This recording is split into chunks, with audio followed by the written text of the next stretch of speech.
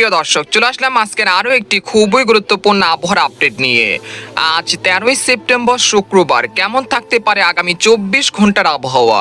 বাংলাদেশ থেকে শুরু করে ভারতের আসাম, মেঘালয় এবং উত্তর থেকে দক্ষিণবঙ্গ, ত্রিপুরা রাজ্যে আগামী 24 থেকে 48 ঘন্টার মধ্যে যেসব জেলাগুলোতে ভারী থেকে অতি ভারী বৃষ্টিপাত হতে পারে।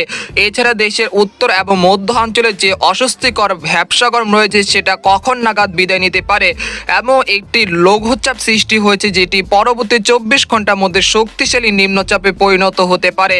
এর ফলে খুলনা, বরিশাল, চট্টগ্রাম এবং দক্ষিণবঙ্গের সব কয়টি জেলাতেই ভারী থেকে অতি ভারী বৃষ্টিপাতের সতর্কতা জারি করেছেন বাংলাদেশ ও ভারতীয় আবহাওয়া দপ্তরের তরফ থেকে।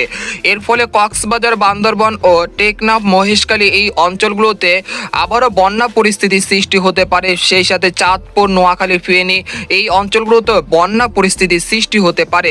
এছাড়া বঙ্গোপসাগর বেশ উত্তাল থাকায় দেশের সকল সমুদ্র বন্দরগুলোকে 3 নম্বর স্থানীয় সতর্ক সংকেত অব্যাহত রাখা হয়েছে এবং আগামী 6 ঘন্টার মধ্যে কোন কোন জেলাগুলোতে ভারী বৃষ্টিপাত হতে পারে এই বিষয়ে বিস্তারিত জানতে হলে ভিডিওটি প্রথম থেকে শেষ পর্যন্ত দেখতে থাকুন। আর আপনি কোন জেলা থেকে আমাদের আবহাওয়ার খবরটি দেখছেন অবশ্যই আপনার জেলার নামটি আমাদের কমেন্ট বক্সে জানিয়ে দিবেন।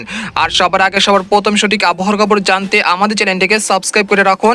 এবার জেনে নেওয়া যাক এক বন্ধুরা, এই পর্যায়ে আমরা সরাসরি বায়ুমোড়ে চলে আসলাম। এখান থেকে আমরা দেখতে পাচ্ছি যে বর্তমানে একটি স্থল নিম্নচাপ যেটি অবস্থান করছে বর্তমানে কক্সবাজার এবং সীতাকুণ্ডের উপকূলে। আমরা দেখতে পাচ্ছি যে হাটহাজারী এখানে নিম্নচাপের কেন্দ্রটি দেখা যাচ্ছে।